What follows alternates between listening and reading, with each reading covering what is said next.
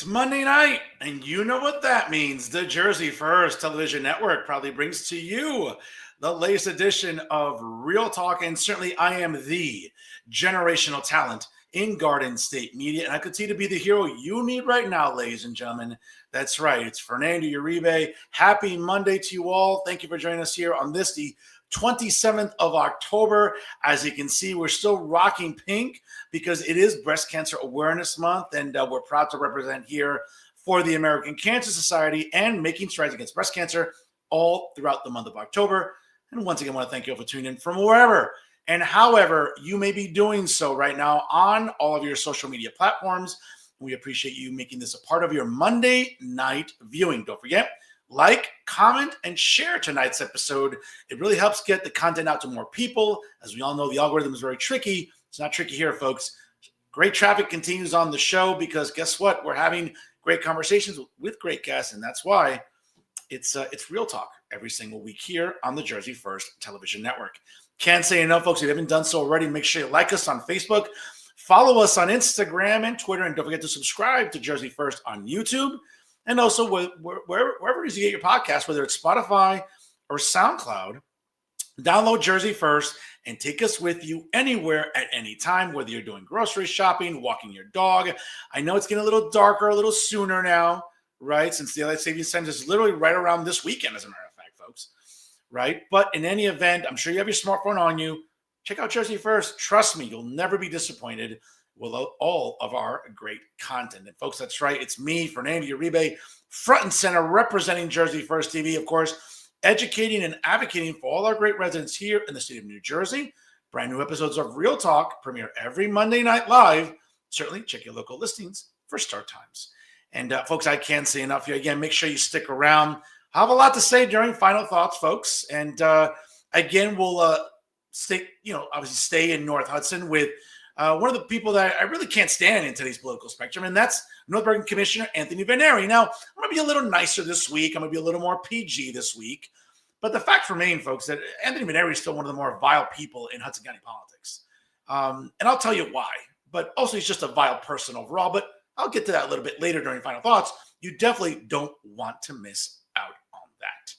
And folks, again, I'm sure you started on the news cycle last week. Of course, I want to thank everyone who supported the 2025 edition of the Professor's Quest to Save Breasts to benefit the American Cancer Society. Again, I can't say enough here, folks. We are rocking pink throughout the month of October to show our support for making strides against breast cancer. We had a really great turnout last week, folks, actually 2 weeks ago, for a Professor's Quest to Save Breasts at Waterside. Again, I want to thank my incredible co-hosts. What a great team we make, folks, of course, which include Ezekiel Gonzalez, Sylvia Sapinska, Alexandra Hammer, Jacqueline Rodriguez, Vladimir Carrero, and of course, yours truly, folks, the Dream Team.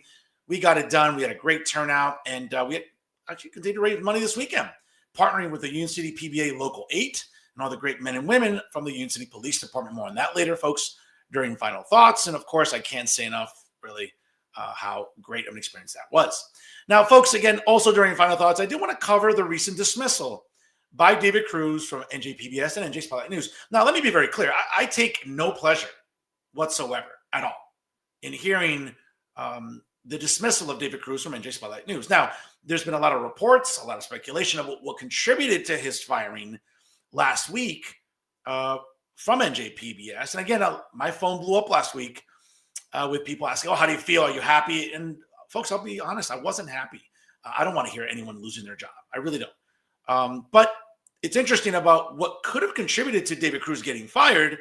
I'll talk about that during Final Thoughts. And again, folks, here on this show, I call balls and strikes better than anybody here on this program. And I'll tell you what I think could have possibly happened with NJ Spotlight News and David Cruz. Definitely, folks, you want to stick around for that during Final Thoughts. And lastly, folks, of course, it is election season. Election day is 8 days away.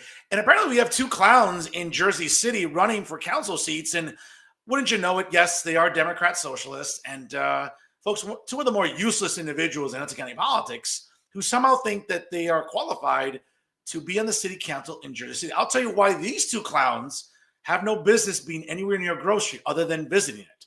More on that during Final Thoughts. Folks, it is election season, certainly, and here on the program, better than a lot of other podcasts statewide, I've been covering the issues about statewide races and certainly local races. As we all know, we have a mayoral race in the city of Kearney, as well as the townships of Secaucus and Guttenberg, of course, in the city of Hoboken as well. And of course, in Hudson County's largest city, Jersey City. But what tends to get lost in the shuffle sometimes is that it's not just the mayoral races, but the council races. And obviously, council races make a big difference in how city government is run, right? It's effectively the legislative part of city government. And of course, all 9 seats are up for grabs, all the wards, all the at-large seats. And one of the more interesting races, folks, I would argue, is in downtown Jersey City. As we all know, the current councilman, James Solomon, has decided to not run for re-election, running his own candidate. But it's a very interesting world down there in Ward E in downtown Jersey City. Why not talk to one of the candidates that is one of the favorites to win coming up on election day, 7 days from tomorrow? As we all know, early voting has started. We know vote by mail has begun really since the beginning, I think really since the end of September. But here's a candidate that has quite a buzz to him that I'm hearing on the streets here in Jersey City. And he's my guest tonight, folks. He's Alexander Hamilton, running in Ward E in Jersey City. And he joins me here tonight on Real Talk. Alexander, how are you, sir? I'm very good, Fernando. Good to be here tonight. Thank you for having me.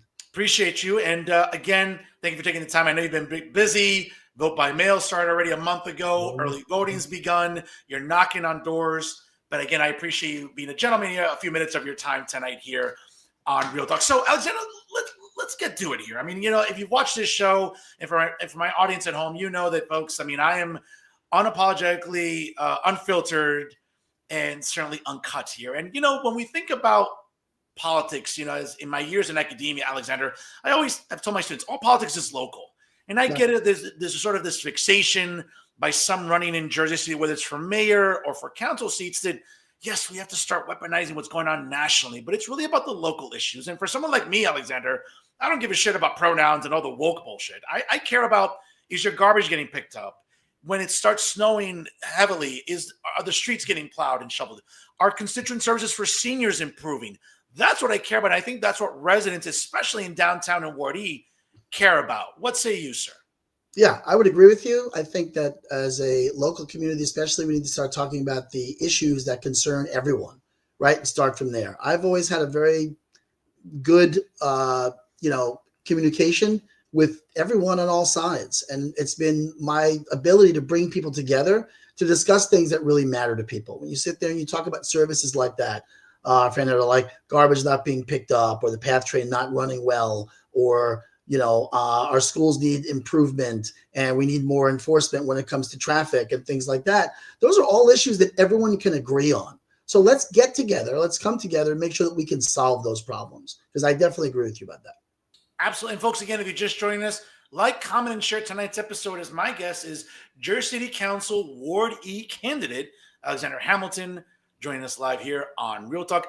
That's quite a name, bro. I mean, I can only imagine growing up, Alexander Hamilton, like, holy shit. You know what I'm saying? Like, that's a name that's just going to command attention when you sign a check at a bank, whether you're signing a document. I mean, bro, like, I can only imagine what the name has brought you over the years. But again, I don't know if my parents played a joke on me with that, Fernando, but Alexander is actually my mother's maiden name. So I'm actually named after both of my parents, which is, very good thing. That's amazing. That's amazing and great stuff there. Now, again, Alexander, one of the things that I find interesting about Ward E, again, it's a downtown section of Jersey City, very different than any other part of the city. And I've been consistent about this, as I just said previously. I mean, obviously, what resonates, in Greenville or the Heights and the Slopes, or on the west side or on the south side, is very different than downtown, especially in Ward E. And we talked about it off the air before we went live tonight. Yeah. And when I think of Ward E, I think about being the victim to gentrification, right? I think of like landmarks, for example, like Barcade. I'm a guy, I grew up as a boy playing video games. You didn't have to ask me. Great first date spot that was Barcade.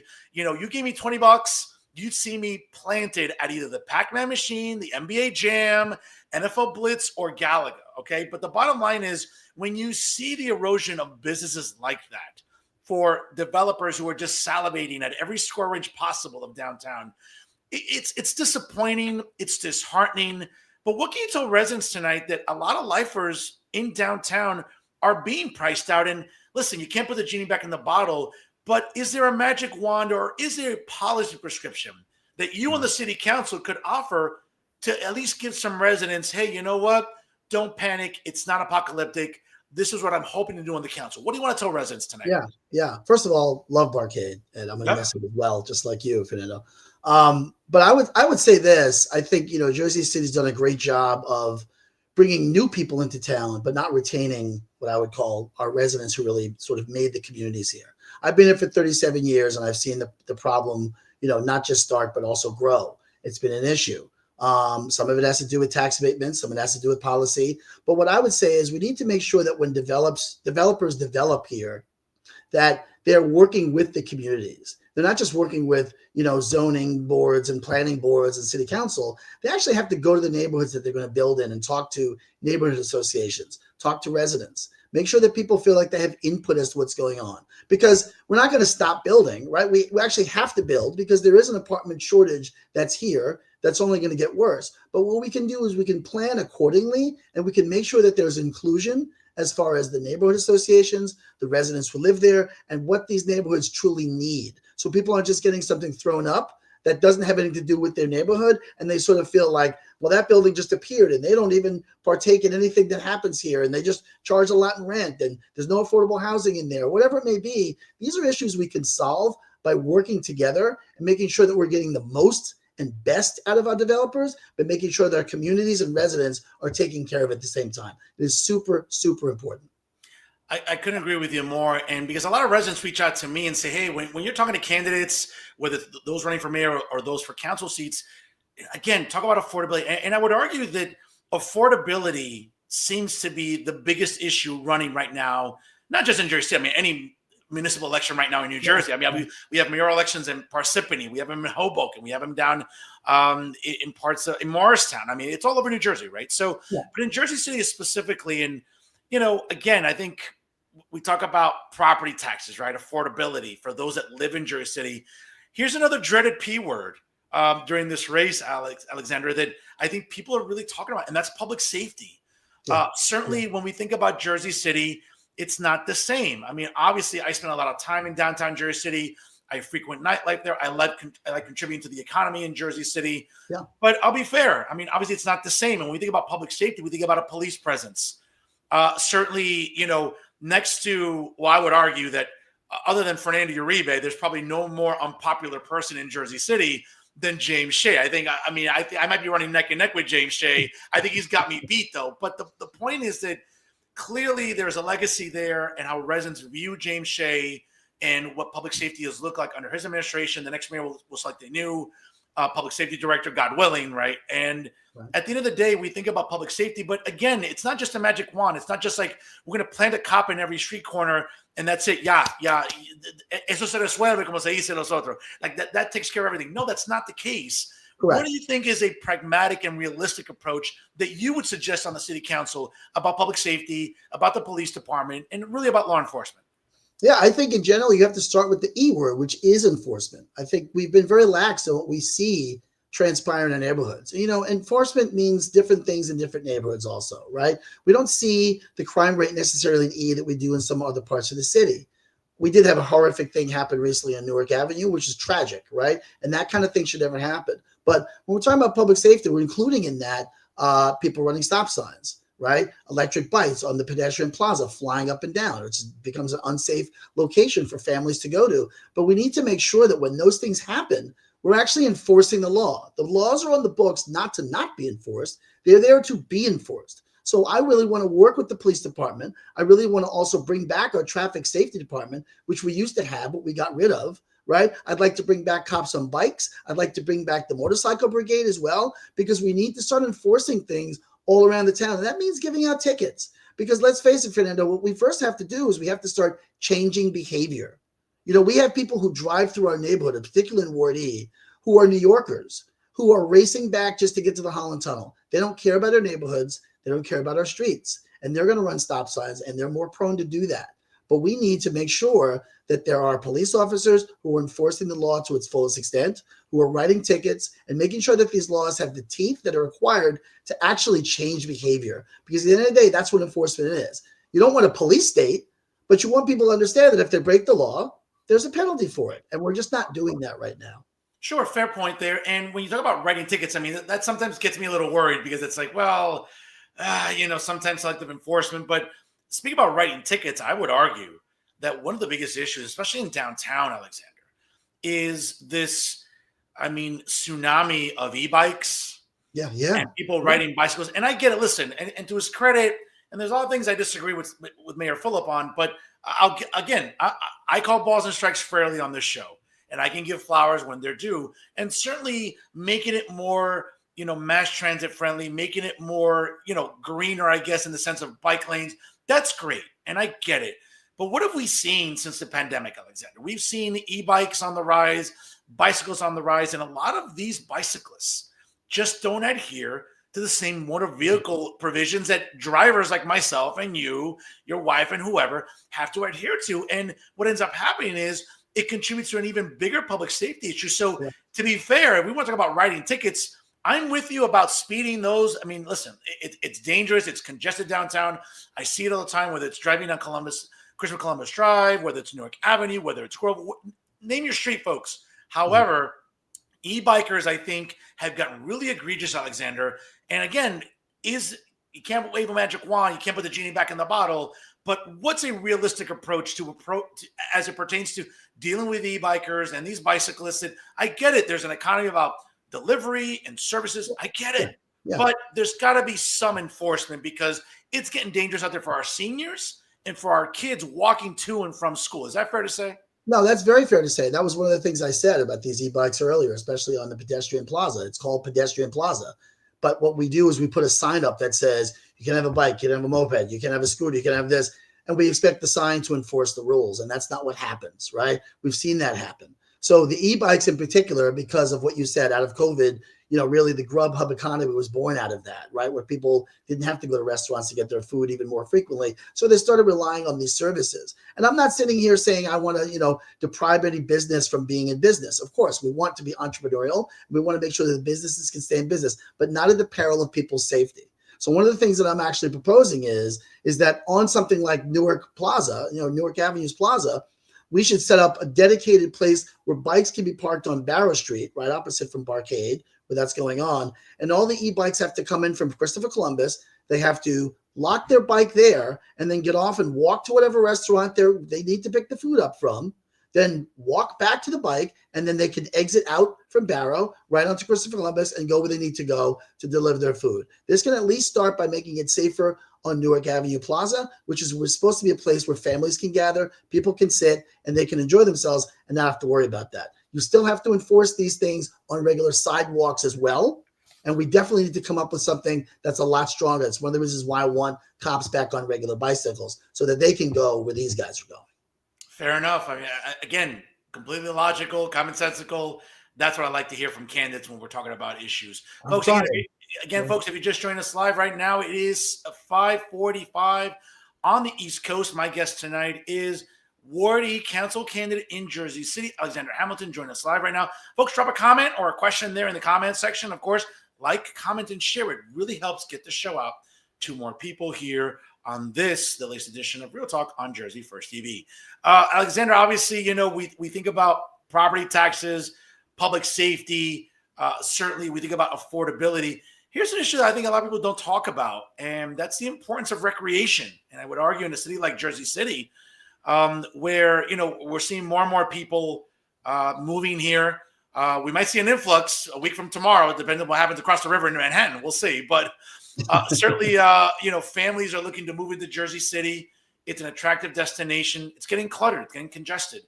And I would argue that for those with children and you want good rec services, I think that we haven't been seeing that in Jersey City. I think a lot of candidates have been talking about what's a feasible, realistic approach to recreation. I got to say, if you're keeping kids off the streets, you're keeping kids away from bad situations, bad influences, you're really helping them and guiding them to a better destination for their life trajectory. And I'm always about that. Again, a kid who really, benefited from a good rec program growing up here, where I grew up in North Hudson. I think Jersey City residents and parents specifically and their kids could benefit from that. What would you like to see get done? Again, should you be successful, coming up on November 4th. And again, to be fair, again, I'm not trying to sound like an asshole to anybody here. It sounds like everyone's going to be in a runoff, right? So I'm sure you'd like to be in a runoff, ideally, right? I mean, with so many candidates running, it almost seems like the realistic destination. But should you be successful coming up and take the oath of office in January, what do you want to do in the city council that would maybe be different than anybody else when it comes to recreation, especially in Ward E? Yeah, I would like to work with, people that are having success right now. When I look at things like the Boys and Girls Club here in Jersey City, it's been very successful. My son is actually getting ready to go there shortly.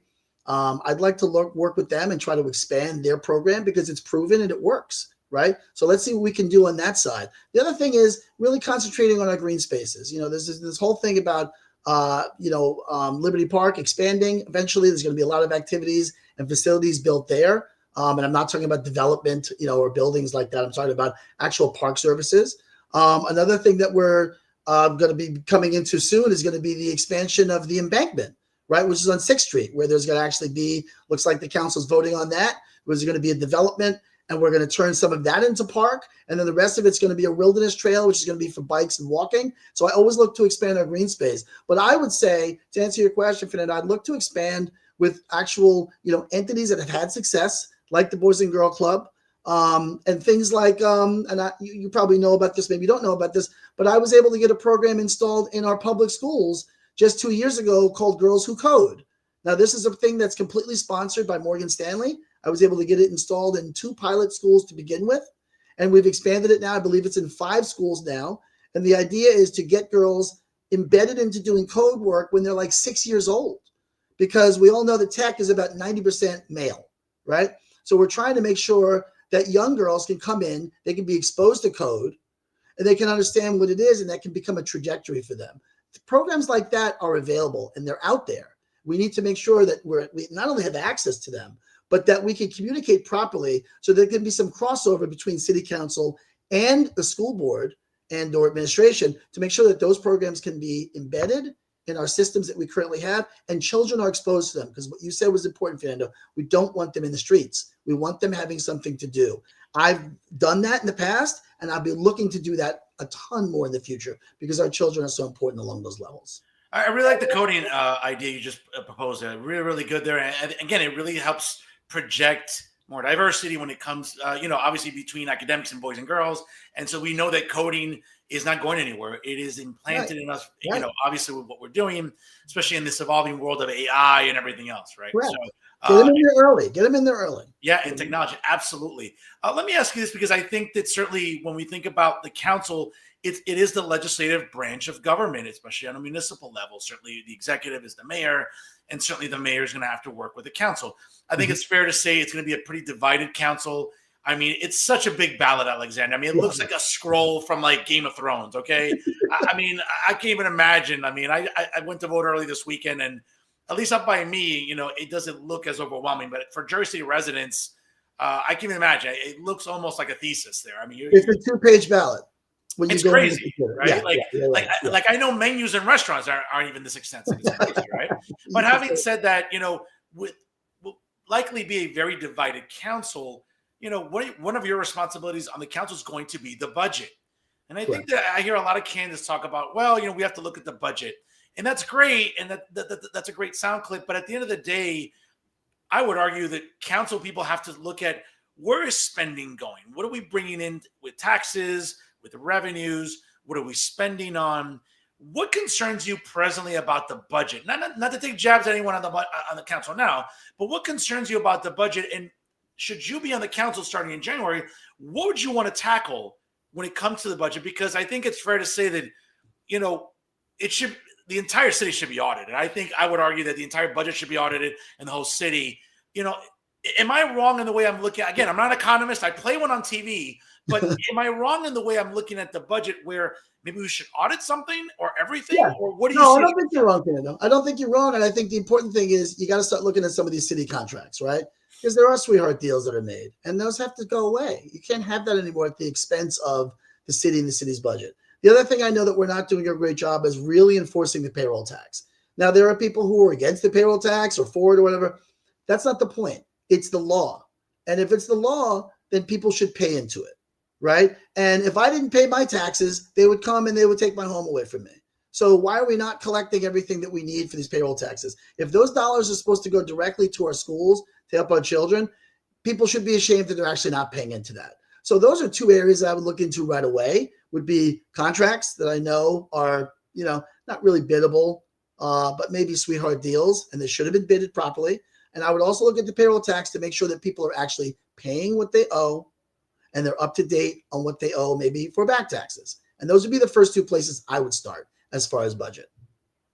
Now, when we think about the budget, it's certainly, a lot of residents reach out to me and say, you mentioned about contracts right now, but I think also too, it's sort of this not given, but this sort of assumed destination that once you're on the council or once you work in city government, these jobs, I mean, they balloon up quicker than a fat kid in a bakery. And you start seeing a lot of these jobs. And listen, I don't even know what the right word is. Patronage jobs, political jobs, whatever you want to call it. I know him, I know her. So I get, I get to look up at City Hall. I mean, is there a way to, again, it's hard to put the genie back in the bottle, but what would you like to see get done? I mean, obviously, if we have, the Department of, let's say, Public Works, do we need, 10 assistant directors? I might be exaggerating, but do we need 10 assistant directors? Do we need multiple positions that, quite frankly, just seem like an overlap or overkill? Is that what you're seeing on the budget? Yeah, I think that you have to look at some areas that you can consolidate, especially when it comes under safety, right? We know with the issues we've had there, but also some staff positions are actually understaffed. And when it comes to city infrastructure and things like that, there's a lot of things that can't be done. But what I want to do is make sure that those extra jobs that you're talking about, Fernando, especially those bloat jobs, those positions that seem to happen as political favor, whatever they may be, don't happen. And I'm going to call somebody out right now. I know that James Solomon is proposing to, add a deputy mayor of education to work with the school system, right? To make sure that the school board and the administration are doing the right thing, blah, blah, blah, blah, blah. Here's the problem with that. Number one, that person's going to have zero authority because that's a separate government branch. They're going to be able to do whatever they want to do. Number two, this person's going to work for $200,000, right? They're going to get a $200,000 sweetheart job that they're going to really have no impact on. That's an example of which, to be fair, again, a job like that, because it's not going to be associated with the Board of Ed, shouldn't be high six figures. Again, Jersey's expensive to live in, but if you said to me, hey, Fernando, that job is an $85,000 a year job, perfect. That's all you need. To make it this high six figure is asinine. I'm sorry. No, but that's my point is, it's going to wind up being another one of those situations. So that's going to be just waste, right? So we want to avoid things like that. Now, one of the things I'm doing, and I don't know if you know this or not, is I have vowed to work full-time for this city. I know that the city council members voted themselves a raise, and I'm actually okay with that. But then this should be the job.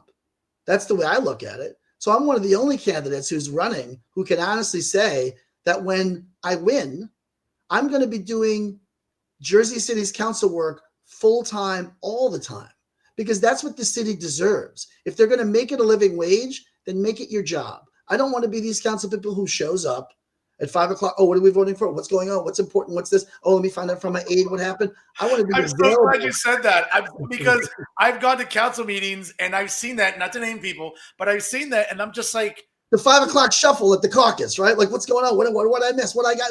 I don't want to do that. I get to council meetings and I'm like, holy shit! I see people like shuffling papers, and I'm like, really? Yeah, like, no.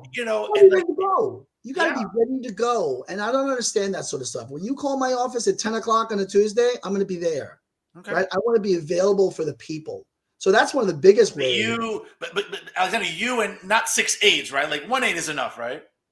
Yeah, I don't know I'm not going to give you the exact. I'm just messing with you. I'm messing with you. No, but I agree. It can't be out of control. And by the way, the ones that need the 6 aides are the ones who are working a full-time job somewhere else during the day, because those 6 people are doing their job for them between 9 to 5. And that's the issue. Certainly. Alexander, let me ask you this, because obviously you are on the Joyce Waterman ticket, the current council president. Certainly, Joyce has had a significant presence in Jersey City for many, many years. Yeah. Obviously, I think, people look at her candidacy as, hey, a lifer that's been here, that's rolled up her sleeves, that's cut her teeth here. She's looking to, make waves in this race. And we'll find out again. Early voting started. Vote by mail has begun. We'll find out a week from tomorrow, obviously, who makes the runoff. Because realistically, again, this is not to be derogatory or anything, but we have to, I call balls and strikes fairly on this program. A runoff is inevitable. It's going to be really, really hard for one person to get an overwhelming 50+1. So a runoff is inevitable. Having said that, even long before getting to election day a week from tomorrow, what went into your decision-making process, to run on the Joyce Waterman ticket? And what did she say to you to convince you? Because again, at the end of the day, candidates approach people and say, hey, I'd like you on my ticket. You have to sit there. You have to have a come to Jesus moment and be like, I don't know if I'm good with this candidate. Take us back into the process of joining the Waterman ticket and what drew your attention to her. So, it's a good question, because the way I look at it is pretty simple. You said a lot of the right things when you started talking about it, Fernando. She is someone who is born and raised here, understands this city, has been in the government for 12+ years, has been council president, obviously, and she's got a record. And I think that when you look at her compared to the other people, I think she's actually the best, most qualified person for the job. That's what I believe. I believe that. I'm not saying anybody else is a phony or this and that. I don't want to go into all that. But I think not only is her heart in the right place, she understands how our government works, and I think she's capable of making the right decisions. Once I got to know her better and we started talking more about it, and it came up that I could run her ticket, I said yes, because I figured I would be a good part of her team. I figured I would do well downtown. I could help her. She could help me. And we could both build our relationship up to the point that we knew we could work well together. But I think, honestly, she's sincerely the best candidate who understands Jersey City and can pave a path forward for everyone in this town.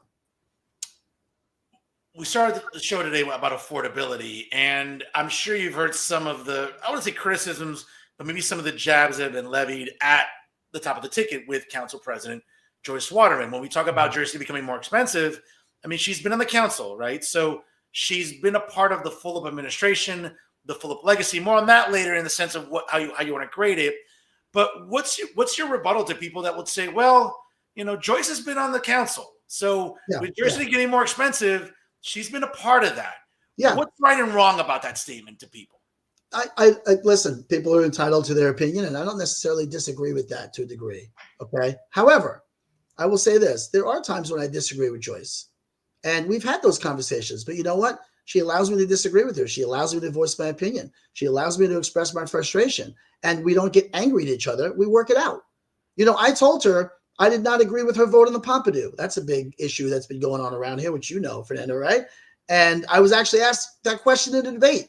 There was a debate that happened at Hamilton Park, and they asked, name one thing that the top of your ticket did that you vehemently disagreed with. And I laughed because every single one of those other candidates squirmed in their seats, and they were all like, well, I don't know. I kind of agree with everything. It's so hard for me to. And I just laughed and said, it's a tough question, but I got an easy answer because I already know it was the vote on the Pompidou. I had a problem with that. I didn't think it was the right thing to do, and I didn't think it was the right place to spend taxpayer dollars on a French museum here in Jersey City when, as you said, Fernando, we have all these other issues and problems going on that we need to solve. That was the wrong thing to do at that time. So again, I am entitled to speak my mind with her. She doesn't get angry at me, but she knows that we're going to be okay moving forward. And I know that too. And that's another reason why I enjoy working with her. And I've gotten to work with her this campaign for over a year already. So I feel like I already know what kind of person that she really, really is when it comes down to crunch time. Well said, folks. Again, it's 6 o'clock, right on the dot here on the East Coast. My guest tonight is Jersey City Ward E Council candidate Alexander Hamilton, our guest tonight. Folks, like, comment, and share. It takes 5 seconds, and it gets to show out to more people here tonight via Jersey First TV. Alexander, obviously, you are running in Ward E. The current councilman in Ward E decided to run for mayor because the current mayor decided not to run for re-election. Subsequently, he did not get the result he wanted on primary day a few months ago. He's moving on to a lucrative position across the river in New York. We've had 12 years of Steve Fulop, and obviously I think it's a legacy that's going to evoke a lot of opinions from a lot of people in Jersey City. Yeah. Looking back on the 12 years of Stephen Fulop, again, as someone that, that's worked in academia, works in education now, I'm all about grades. I'm all about grading people. What grade would you like to give Stephen Fulop on his way out here? You ask a tough question about this, huh? So listen, brother, real journalists got to do the work. You know what I'm saying, brother? So, you're right. When I think of what the Fulop administration accomplished, and let's be clear, they did accomplish several things here. I mean, this city did grow. When Steve talks about how he turned the city over in a better condition than it was before, there's a lot of truth to that. However, when you're asking for a grade, I give an incomplete. And the reason I give it incomplete is because I always think of what could have been, right? If things had been done a little bit differently in certain areas. I think that a lot more could have been done for schools. I think there could have been fairer development, right? So that there wouldn't be so many discrepancies along those lines. I think that some people feel really left out in a lot of these communities. And I think he could have been more inclusionary of the other areas in Jersey City. So in fairness, I don't know, I hope you don't think I'm copying out Fernando, but I'm giving you incomplete because I just think it's like, it's a falling short of where he could have been as far as accomplishing all these other things too, which maybe at the time didn't seem as important to him as they were. But I think if you ask people, that's how they feel. That's the sentiment that I get. I don't have a bad relationship with Mayor Fulop at all. I have a good relationship with Mayor Fulop, and I respect him as a person. But I do think there are plenty of people who feel left behind, left out. There are plenty of people in all wards in this city that feel like they can't afford to live here anymore. They put their heart and soul in Jersey City. And I think our school system really suffered. And it shouldn't have been. And that's one of the biggest things I'm running on, Fernando, is uniting school board, city council to work together. Because as you know, I served in the school board for 3 years. So I know how it works. And I still have friends on it. And I still have friends in the administration. And one of the things I'm promising them is a seat at the table in city government so that we can build new schools and we can be a part of this, working with developers to make sure that we can understand where the land may be, what's coming from, what projects we can do, what projects we can't do, but they're not an afterthought. And I think that happened a little too much before. all right, fair enough there. And when you talk about the importance of the school board and certainly building more schools, I think that's predicated on really, the city itself, the mayor, whoever it's going to be, the council members working with state legislators, because at the end of the day, it's money coming from Trenton. I think listen, you served on the school board. I think it's fair to say that for years now, Trenton has not been very gracious with Jersey City. We've seen not at all. Throughout New Jersey benefit from funding for new schools. And again, I don't want to sort of throw people under the bus, but whether that's an indictment of the state legislators or the state senators that are encompassed within Jersey City, I mean, we can make that argument too. But having said that, you worked on the Board of Ed. Obviously, you served in the Board of Ed, and we know it's a different entity from the city itself. Right. We've seen that, again, budgets, school funding formulas are the big topics, especially at the gubernatorial level, right? Which is why the gubernatorial race is so close. Yeah. But at a local level, though, what would you ultimately like to see when it comes to the budget? I know that the city council has no say over it because obviously the Board of Ed is its own entity. But we're talking about a budget that's almost, correct me if I'm wrong, maybe almost, and not to quote Dr. Evil, $1 billion. That seems like an astronomical amount of money, and I get it. It's a growing district.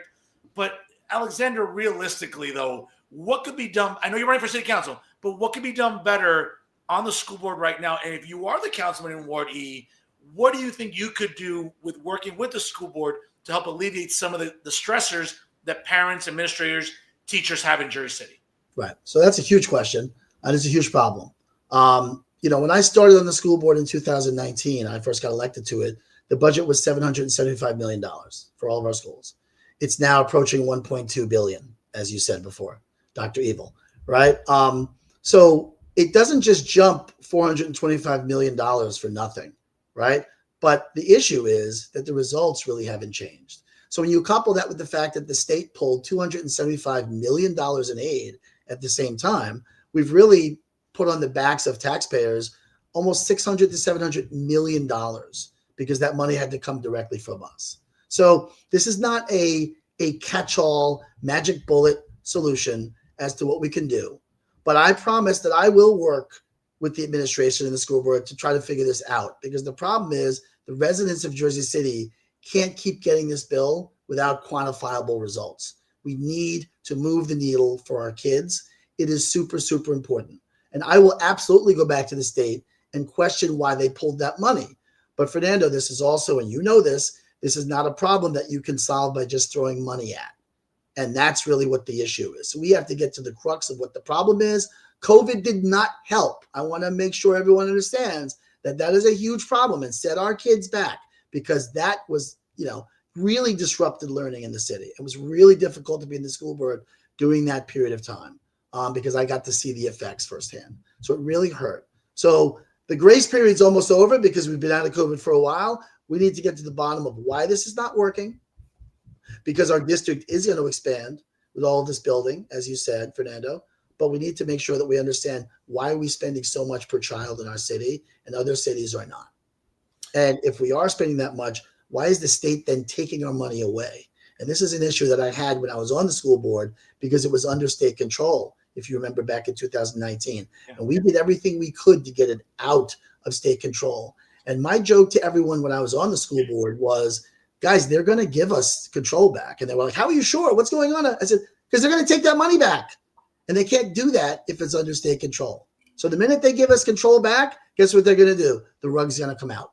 That's the first thing they're going to do. And they did it so fast because it wasn't even like a sliding scale, right? It was just like 275 right over like 4 years, 5 years. They pulled that out and everybody felt that. And it was really hard. So we need to, like I said, if anything, work together as government, different branches of government to make sure that schools really have what they need and concentrate on making that super important in our next administration. Well said. Another avenue, especially because it is downtown, that's the area you're looking to represent, Alexander. And when we talk about budget deficits in Jersey City, the way to generate revenue, here's an area where, again, I don't have a dog in the fight because I've never smoked weed. I don't care to, even though some people think I should smoke weed to lighten up a little bit, maybe because people think I'm an asshole. But regardless, cannabis continues to be a big revenue generator throughout New Jersey. We know that obviously it was legalized 5 years ago. We have ballot initiatives statewide. We've seen the Cannabis Regulatory Commission in Trenton drop the ball on so many things. But at a local level, we're seeing more and more dispensaries servicing in Jersey City. Yeah. Again, for someone like myself, I'm not a fan. I don't like walking through Pedestrian Plaza and smelling weed. Maybe, maybe I'm that boomer, all right? Maybe I'm becoming that guy, okay? I don't care.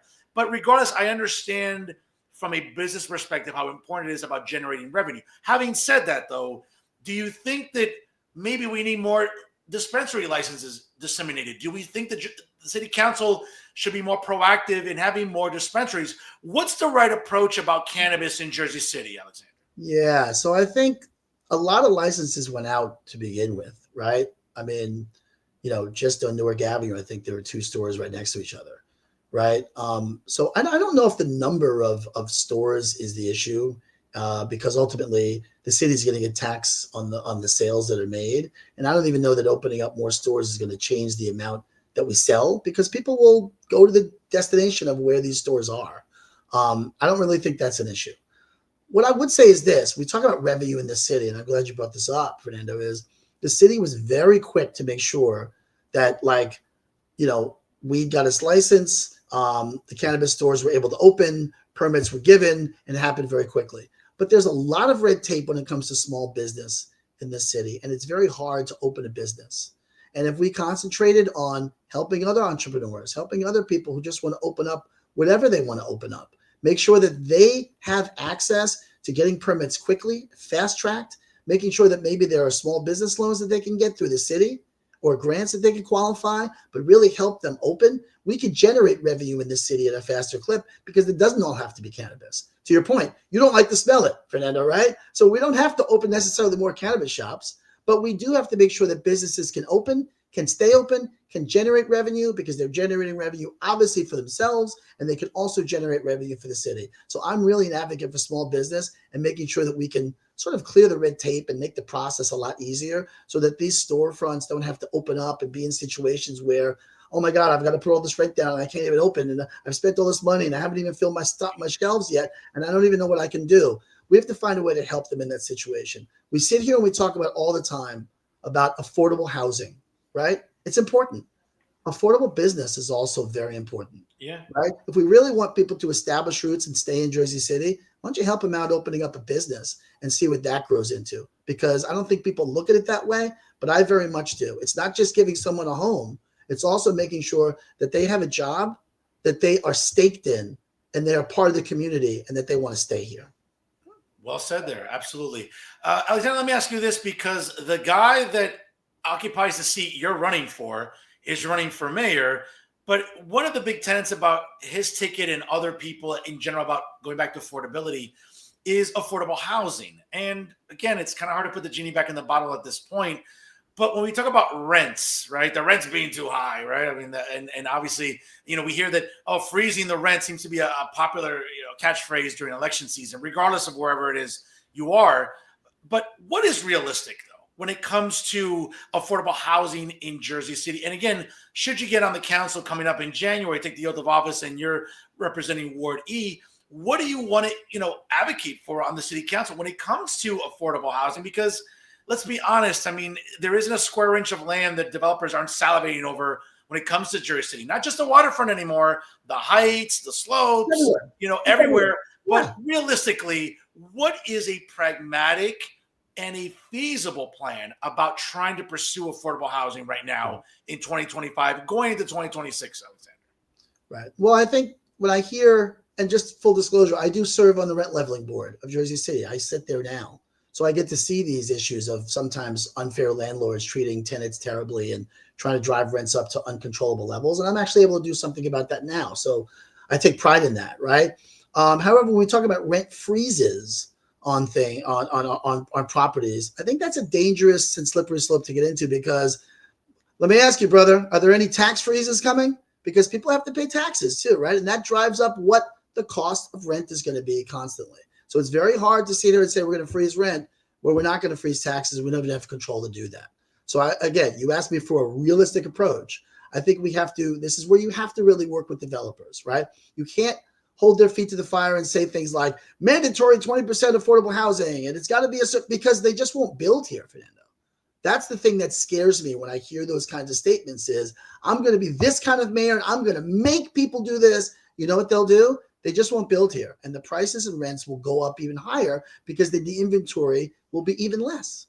So you don't want to paint yourself into a corner and come up with a radical policy unless you're trying to get votes. You want to come up with something that's pragmatic, moderate, and really can have all sides of the table to say, hey, guys, this isn't working for common people. And we understand you're developers and you still need to build and you need to make money. And we get all those things, but it still needs to be done for the community the right way. So one of the things I want to do is I really want to work on a Transparency Act. And I talked about this before, where I talked about developers working with neighborhood associations and communities and really residents to find out what's really going to work there. And it's not just, hey, if you build a park, we'll do this. No, it's discussing what would the rents be here? What if you're going to build condos? What would the affordability be on them?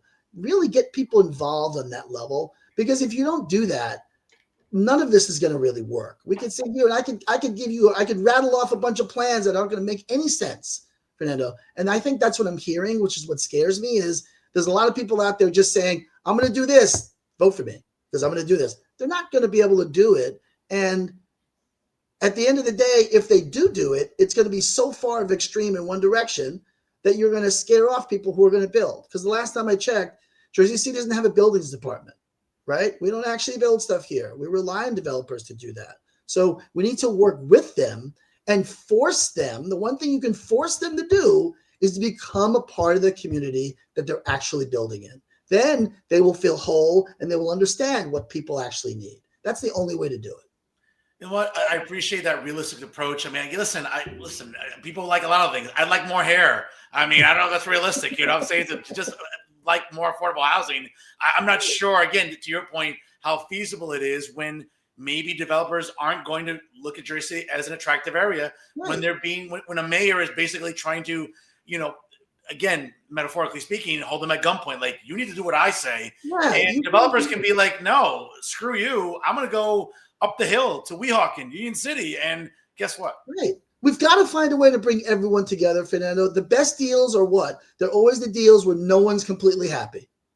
Where everyone walks away and goes, okay, I get the other side. I see what happened there, and I'm good with this. I'm good with this, and you move on. There's no compromise. You can't just be demanding on all sides. That being said, the affordability issue is a real issue, and I don't want to downplay that in any way, shape, or form. We definitely need to do something about this, but it starts by talking. It starts with inclusion, and it starts with getting people on the same page so there's an understanding of what really needs to happen and what realistically can happen. Folks, again, if you're just joining us live right now, it's 6:20 here on the East Coast. We're about to wrap up here shortly with Jersey City Wardy Council candidate Alexander Hamilton on our show tonight. Folks, again, we'll get to his social media handles and websites in a moment.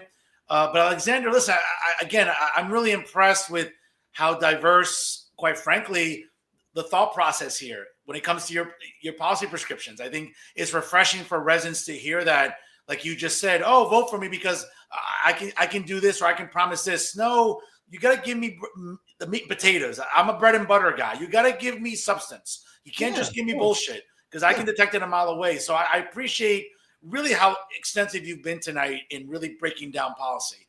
No, thank you. I appreciate it. No, of course. And I appreciate dedicating the time today. What are the websites, social media handles for our audience tonight that want to check out your page? Alexander Hamilton for JC on Instagram and Facebook. You can also go to hamiltonforjc.com if you want to learn more about my campaign. Okay. And again, you see, you're okay. You survived a podcast with North Jersey's leading conservative. It's okay. You don't have to go and save space, right? You're good, right, brother? I am not only good, it was a pleasure being here. And again, Fernando, my job is to reach as many people in the audience as I possibly can. Because I want them to understand and hear what I'm saying, because I think what I'm saying is logical and simple, not extreme, right? Pragmatic solutions lead to a better life for everyone. And that's really what I want to have happen. Absolutely. Now, we've talked to Alexander Hamilton tonight, the candidate. Let's talk to Alexander Hamilton, the guy. So a little bit of a lightning round with you, brother. Sure. Just some things and see, get to know Alexander Hamilton, the guy here tonight. So let's get it started here. Sports, MLB team, any? Yankees. Big Yankee fan here as well. I don't know, man. Another disappointing year. It seems like Hal is not his dad, and we're a long ways from that. And unless you're firing Cashman and Boone together, you're not going to fix the Yankees, man. You're not going to fix the Yankees. You have to start getting people on base. You got to get some traffic. You got to get some high on base percentage people. Because Aaron Judge can't do everything. And I'm tired of these guys who bat 220 and hit 20 home runs. Can we go back to the days when you get some people on base, you'd steal bases, you'd cause traffic, you'd cause pitchers to have problems, and then you score runs like that? Because the Yankees are famous for loading the bases and getting no runs because three people strike out. And listen, these analytics, well, this guy, after he eats a kosher meal on a Tuesday after 2 p.m., he tends to bat better from the left side after he had dessert. None of this bullshit. Like, give me bread and butter baseball. Let the manager manage. Let him manage with his gut, not with a spreadsheet, right? Right, because you know what? I always say this to everyone. With the way baseball is now, there will never be another Ricky Henderson in the history of the league because they would never let the guy steal 80, 100 bases. They wouldn't do it. They'd say, you need to hit 50 home runs, and that's it. That's your game. No, definitely. NFL team. Unfortunately, the Giants. Okay, listen, I'm a Cowboys fan. We're not doing much better, but definitely we've seen a shot in the arm for the franchise with Jackson Dart. Obviously, unfortunately, what happened to Cam Scatterbull yesterday. Best wishes to him. I did read his Twitter today. Seemed like surgery went well. Yeah. The tough part is to rehab, and you're hoping that this young kid, who I was concerned about when it comes to CTE, because he loved contact. I'm just hoping he can have a productive NFL career. Leg injuries are tricky. So we'll see, obviously, what the Giants can do the rest of the year. If Jackson, listen, you can see you like his arm strength. You like the fact he can put the ball where he needs to. It might save Dable's job. Listen, the schedule's brutal for the rest of the season. Schedule's brutal, but, I mean, the bottom line is our GM probably needs to get fired because too many holes on the roster. Jackson Dart looks like he's got a lot of potential, but you don't want it ruined, right? No, again, and I think that, again, being fair here, I think Dable might have earned himself another year because if Dart continues to improve. We'll see. And to your point, listen, my GM stinks. The Giants GM is awful. I mean, it's just it's brutal. Yeah. But real quick, because I'm actually before your Yankee favorite Yankee all time and favorite Giant all time. So favorite Yankee all time, definitely Derek Jeter. Okay. And I mean, with the Giants, how could I not go with LT? I mean, that was when I fell in love with football. Back at that age, I remember when he was drafted in 1981. I mean, it was crazy. With that team was terrible. My father used to laugh at me because I liked the Giants, but they drafted LT. Everything turned around. That changed the fortunes of football in New York, big time. Right? Yeah, certainly. My end here with the Yankees. My favorite Yankee, Don Mattingly. Nice to see him in the World Series there. I'd like to see the Dodgers win a championship for him. Longtime Yankee, my favorite Yankee of all time. The reason you play Little League is because you want to be like Donnie Baseball. I get you. That's a very good pick. That's a very good pick. Yeah, absolutely. And for me, favorite Cowboy is Captain America. It's Roger Staubach. I mean, how could it not be? Again, childhood hero, right? Absolutely. NBA favorite team and favorite player from it. I'm very excited about the Knicks. I mean, obviously, the last time they won, I was a child. I grew up actually 3 blocks from the Garden. My mother still lives in the same apartment on 28th Street and 8th Avenue. So I've always been a Knicks fan my whole life. I'm very excited about them this year. I think Jalen Brunson is incredible. Yeah. And I think they've got an easier path to the finals because obviously Boston doesn't have their best player. Yeah. And, Indiana doesn't have their best player. So I think the Knicks can get to the finals. I think if they don't, it would be disappointment. Yeah. So I'm really looking forward to that. How about you? Well, listen, it's a long season. Losses last night in Miami to teams like that don't help, but it's a long year. But it's a long year. It's a long year. You got to pace yourself. Alexander, I'm a proud member of Lakers Nation. Okay. I'm excited about Luka. I think it's a great transition away from James because that's coming in the next year or two. And when you see Austin Reeves scoring 51 last night, you see Luka, you see a lot of young kids on that team and the experience. I think the Lakers, it's a crowded Western Conference, but the Lakers, we'll see. It's a long season. Could be a matchup. You never know. Yeah, you never know. Hockey fan at all? So when I was growing up, I was a huge Islander fan, even though I grew up down the street from the Rangers, but the Islanders were so good in the 80s. Sure. And in my school, we used to actually play floor hockey all the time. So I was a tremendous hockey fan of the Islanders. Mike Bossy was my player. Okay. I mean, I had a great time watching hockey. Okay. I'm a big Devil fan. I still think that going to watch hockey live is still the most affordable, enjoyable thing we can do. Go and watch the NBA. You almost have to donate a kidney. You're right. Watch other sports, right? Yeah. Going to watch the Nets or Knicks is super expensive. Going to watch the Jets and Giants, as bad as they are, is still expensive. Don't even get me started on the Yankees and Mets. I mean, it is egregious what's going on. Hockey still, I think, is enjoyable live and very affordable. Marvel or DC guy? Wow, that's a really good question. I don't want to cop out on this, so I'm gonna go with Marvel. Okay, and who's your favorite Marvel character? Spider-Man. Okay, fair enough. Although it used to be when I was a kid, it was the Fantastic Four. Okay, that's fair. I don't know if it was my favorite, but Spider-Man definitely. Yeah. And by the way, this past summer, I think they finally got it right with the way they projected and presented the Fantastic Four. Yeah, that was the best. I think it was a great film compared to what we're seeing coming now in the Marvel universe. I think there's a lot of great things happening. I'm a DC guy a little bit. I'm a Batman guy. I grew up on Batman. I love Batman. That's why at the end of the day, Batman's a human being. There's no superpower. Man. His brain's a superpower. His wealth is superpower, right? But I think I love Batman. Let me ask you this: favorite American president and why? Well, that's a good question. My favorite American president, actually, that I really idolized was Barack Obama when he got elected, simply because of what he went through to get elected. I think he accomplished a lot while he was there. And I know that may be a polarizing decision I'm making, but I think that, I don't know that there'll ever be another president like Barack Obama because of that reason. Right. So I'm going to go with Barack Obama. Okay, fair enough. My favorite American president is Ronald Reagan. Growing up, for me, I was a kid. I was a kid during the Reagan years, but again, just having read about him as a conservative, I'm happy. Some things, again, could have been done better during the 8 years of Ronald Reagan. I think like any president, right? Especially with a guy getting 2 terms. I think there's always a revisionist history about what could be done better. Yes. Certainly, but for me, it was Reagan. Now, after a long week, and whether it's campaigning, whether it's working, going home to your wife, whatever, what's your beverage of choice? Are you a white wine guy, red wine, a glass of bourbon, scotch? What does Alexander Hamilton do to unwind after a long day? So my favorite thing to do, actually, if you really want to know it, is not just a drink, but I'm a lifelong drummer, right? Wow, I've been great, playing great. drums Okay. since I was about 13 years old, 14 years old. Um, I love a good Stoli vanilla and Coke, just because I just it's like a vanilla Coke, but there's some Stoli in it. I'm a vodka man. I definitely like vodka martinis as well. But I love to have that drink and play a set with some friends.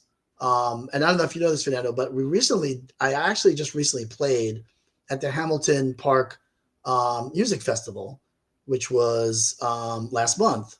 I spoke to Paul Silverman about it. I said, "Hey, I'd love my band to play." They said, "Okay." So he Nice. turned me on to the promoter, and we got a band back together. And I'm 58 years old now, right? So like we hadn't played in literally 8 years. So Brother, let me tell you something. You don't look a day over 38. Okay, I'm just telling I you. appreciate that. I appreciate the generosity, sir. Um, so we got the band back together. We rehearsed like crazy, and we actually played a set, and it wound up being awesome. We're now in the process of planning out recording another album, Okay. and really trying to do something with it. Obviously, I'm not doing anything with it these next couple of weeks, right? Because things have been crazy. But like, we got much further than I thought we would, and the chemistry was still there. It was great. It was like it just came back. It was just so comfortable. It was like riding a bike. And so my favorite thing to do is really, if you ask me what I do to unwind, you put me behind a kit, that unwinds me more than anything. Okay. You're in it to win it, Alexander, but certainly, like anything else, you have to think about what happens on November 4th. If you're not going to be in a runoff, what would 2026 look like for Alexander Hamilton if he's not an elected official? Yeah, so I don't have that all mapped out yet, just because I've been so tunnel vision towards this, obviously, as Sure. we know. But I have a background in tech. I'm a patented inventor. One of the things I am doing now is I'm getting ready to enforce my patent, which I think is going to be pretty fruitful. So that's almost going to become a full-time job for me. And I look forward to doing that whether I'm elected or not, but I'll have people do that for me if I'm elected, right? So that's the main thing. But I haven't given thought of like what I'd like to do full time for that. I don't know if I would do something still in government. I don't know if someone would, if my phone would ring and someone would say, "Hey, like I need your help with this," or people downtown get you, and would you be willing to work with the administration on X, Y, and Z? I would hope that call would come if I lost, because I think I make sense. I think I unite people. I don't create enemies, and I want to make sure that people have exactly what they need. So again, I haven't like given it much thought of like, oh my God, if this doesn't work out, what's plan B? I'm not there yet. Because like you said, Fernando, there's probably going to be a runoff anyway. So I got to hold enough in the tank for the next 30 days after that. Okay, fair enough. Again, Alexander, I want to thank you for your time. You're a gentleman. I know you've been very gracious with your time tonight to come on here. I know you want to get back to knocking on doors, phone banking, reaching out to people, but I really do appreciate it. Again, I appreciate your faith in my brand of journalism, which is still very good, contrary to what some in downtown think. I appreciate coming on. I'll give you the last word here tonight on Real Talk, sir. Oh, thank you. So again, Alexander Hamilton running for Ward E, position 5C on your ballot. I look forward to continue going out there and listening to people, knocking on doors, hearing concerns. But really, I hopefully look forward to serving you starting in January. That's really what I want to do. I want to, we talked about a lot of problems tonight. I want to be a problem solver for everyone in Ward E, but not just Ward E, all of Jersey City, because we have to remember that my vote will count for the entire city.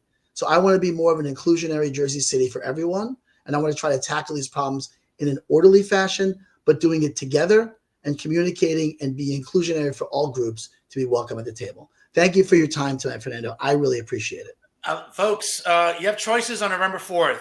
You know what? One of them, my guest tonight, Alexander Hamilton, running in Ward E in Jersey City. Again, you have choices. Obviously, vote by mail already began. Early voting has begun. Obviously, you can vote in person next Tuesday, November the 4th. But again, in Ward E in downtown, you have options, folks. One of them is the guy right here tonight here on the show, Alexander Hamilton. Alexander, thank you for your time. Appreciate you joining us here. And you know what? I'll see you during the runoff, and I'll get you back on the show. Fair enough?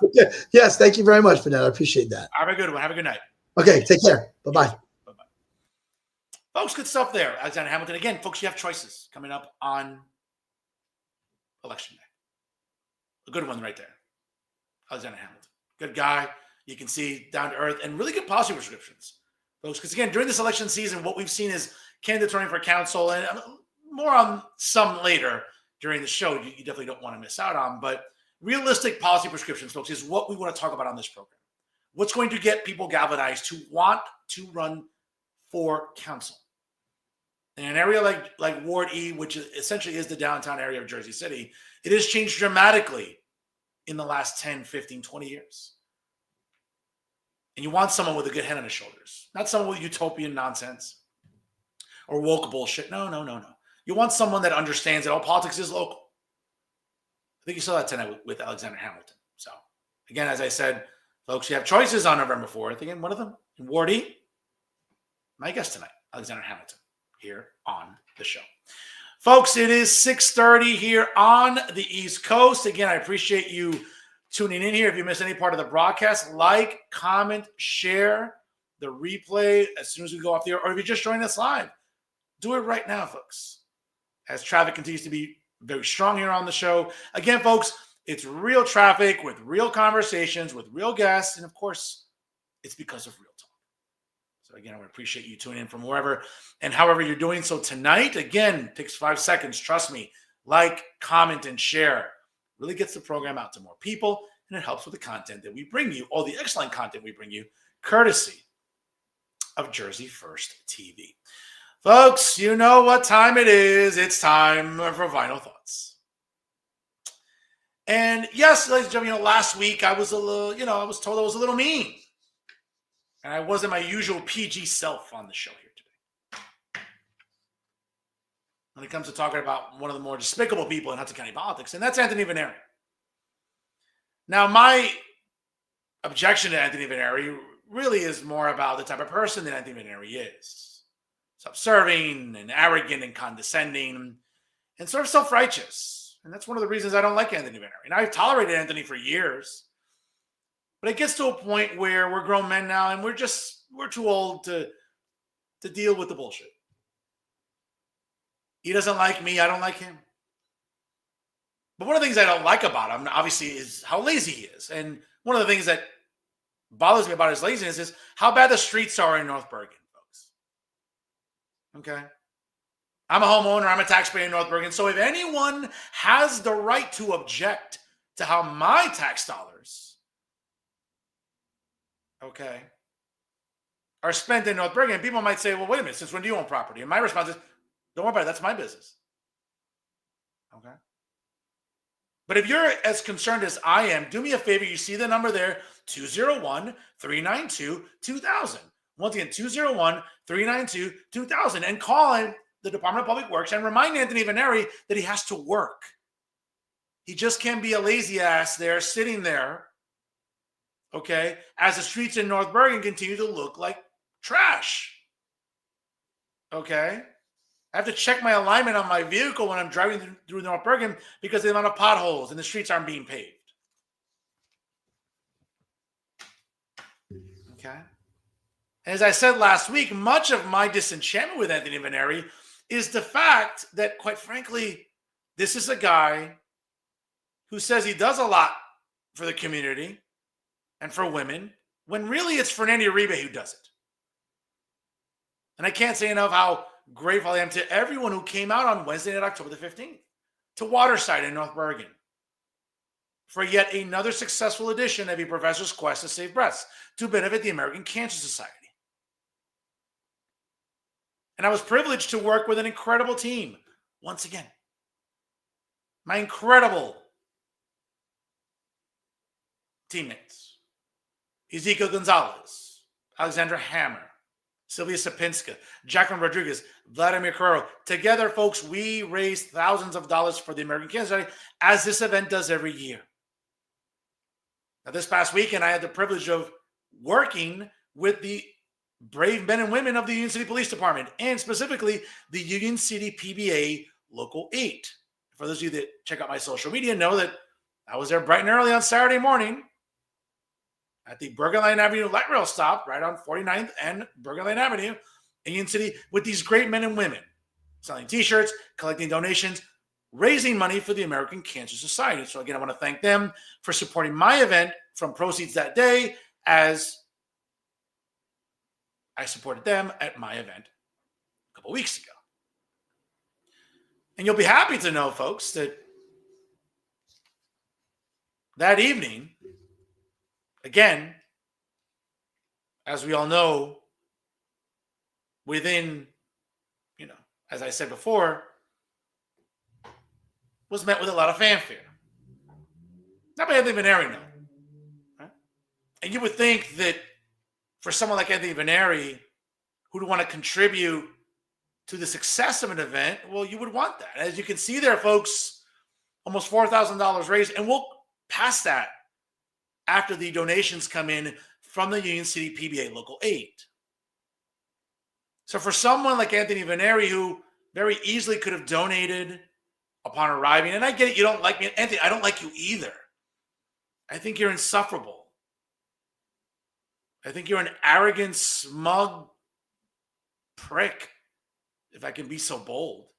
And I know that's rich coming from me, folks, because people will say, oh, well, who's Fernando to talk about someone being arrogant and smug and cocky and, and full of himself when, it's like pot calling kettle black. No, folks, it's nothing like that. But for someone with money as much as Anthony Veneri, you would think that you just reach into your wallet and just drop a 20 or a couple of 20s into a donation basket, because what you're doing is you're not benefiting me. You're not donating to me. I'm fine. I live comfortably. But helping the American Cancer Society, helping making strides against breast cancer, helping great women like Danielle Buckler, who works with the American Cancer Society, who works tirelessly 10, 15 hours a day to help families that are affected by breast cancer. Okay? Because I've seen firsthand when I go volunteer, when I go and drive people to their chemo sessions or help family members that are being affected by this dreaded disease. And mind you, for over 100 years, the American Cancer Society has done great things in helping families in combating breast cancer and all forms of cancer. And you'll be happy to know that since 2008, a professor's quest to save breast has raised over $71,000 to benefit the American Cancer Society. See, folks, this is the difference between people like myself and people like Anthony Veneri. You can talk a good game. You can say, oh, I'm for the community. No, bullshit. You know who does for women, Anthony? You know who is there for women? Fernando Uribe. Because I don't just talk a good game. I can talk. I can chirp. I'm as big a chirper as anybody. But guess what, folks? There are people that talk and there are people that do. And I do. I'm about it. I'm about the effort. I'm about putting in the work. Okay? Not that you know. I mean, I wouldn't trust Anthony to fill up, a cup of tea at a local Quick Check, much less, filling up dead bodies at the funeral home. I mean, who are we kidding here? But this is a guy who, again, thought it was cute and cavalier to show up at Waterside and be completely dismissive of my event. Anthony, real quick question. What are you doing for breast cancer awareness? What are you doing to help women and families during Breast Cancer Awareness Month? Well, wear a pink tie. Oh, good for you. Good for you. You know who's doing? You know who's rolling up sleeves? You know who's up at night making phone calls, reach out to sponsors? You know who's up at night designing flyers, reaching out to guests, making sure we get a good turnout like we did? You know who's doing that? Fernando Uribe. See, that's the difference between Fernando Uribe and Anthony Veneri. See, I work, folks. Okay? When you think about work ethic, you think about Fernando. You don't think about Anthony Veneri. Okay? When you think about work ethic, you think about working. You think about Fernando Uribe. See, that's a difference fundamentally between people like myself and Anthony Veneri. So when people say, man, you were really hard on Anthony, I should be. If this wasn't a PG show, I would eviscerate you like it was HBO. The difference is I have more class than that. And I certainly have more class than Anthony Veneri, whose political capital and political career is slowly eroding, folks, right before our very eyes.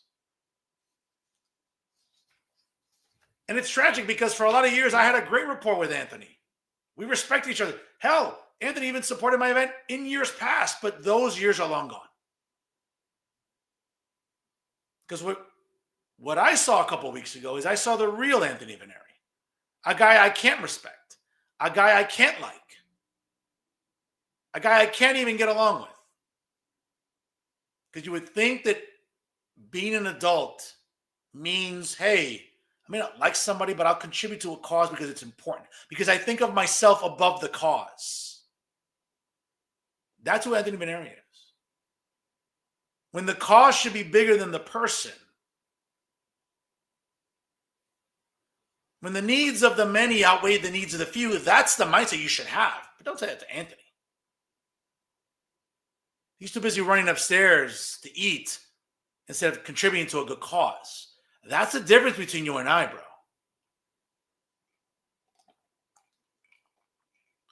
So in the meantime, as the streets in North Bergen continue to look atrocious, as people have to take their cars to their mechanic to check their alignment, because as they're driving through North Bergen streets and there's potholes and there's a lack of pavement, yeah.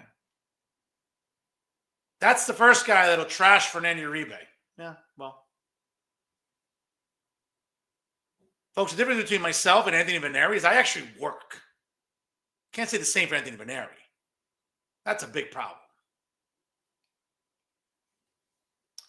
Moving on here, folks, and let me just start off by saying that I take no pleasure whatsoever in hearing about the dismissal of David Cruz from NJ Spotlight News and NJ PBS last week. Now, again, as you can see there, as reported by the New Jersey Globe last week, let me just read you here what the action was. Apparently, Cruz violated, quote, company policy and journalistic standards at a recent ELEC meeting. Again, as reported by Joey Fox via the New Jersey Globe, longtime New Jersey political reporter David Cruz was terminated from his position at NJ Spotlight News and NJ PBS, according to the WNET group. Now, according to the WNET statement, the decision was made after Cruz appeared last week at a virtual meeting of the New Jersey Election Law Enforcement Commission, during which Cruz personally criticized New Jersey Globe editor David Wildstein and Wildstein's effort to initiate another debate in the ongoing New Jersey gubernatorial election. Quote, Cruz was not assigned to cover the meeting and testify without the knowledge or authorization of NJPBS or NJ Spotlight News in violation of company policy and journalistic standards requiring impartiality. Folks, I'm going to take the high road here, but I mean, those were lacking at NJPBS and NJ Spotlight News for quite some time, if we're being fair here, okay? The statement added that Cruz's recent stories and programs are, quote, under review. As we saw, Reporters Roundtable has now been taken over by Joanna Gagas. And folks, again, I like Joanna. Really nice looking MILF to look at, as well as the other MILFs on NJPBS and NJ Spotlight News. But it was lacking, folks. I'm sorry. Not that, it wasn't lacking with David Cruz hosting Reporters Roundtable. But, folks, I like Joanna Gagas personally. She's a member of Cowboys Nation. Nice looking woman. Believe me. I mean, I will never pass an opportunity to look at Joanna Gagas on my TV screen. But it was lacking last week. I'm sorry. Now, again, my offer still stands to the management of NJPBS and NJ Spotlight News. You want to keep an Hispanic man in there? I'm more than happy to volunteer my time on Fridays to host Reporters Roundtable. Folks, trust me, I'll bring a certain type of wit and charisma to the show that, quite frankly, has been lacking for a long time, going back to the days of late, great Michael Aaron. Again, I can call Boston Strikes fairly. We have to be intellectually honest here. But regardless, now the statement said, quote, we appreciate David's contributions to NJPBS and NJ Spotlight News. The decision is regrettable but unavoidable as we must hold ourselves to the highest journalistic standards. Folks, it hasn't been the case at NJ Spotlight News and NJPBS. It's been a very left-wing echo chamber for many, many years. It just has been. So I don't know what they're talking about in that statement, but that's just not true. Now, again, in the wake of both federal and state cuts, NJ Spotlight News and NJPBS are facing a budget crisis. Last month, WNET failed to reach an agreement with the New Jersey Public Broadcasting Authority, potentially forcing the network to shut down in July of 2026. Now, let me be very clear here. Okay? As I said at the onset of the show, I'll say it again. I take no pleasure in someone losing their job. Folks, this is a tough business. I get it. Okay.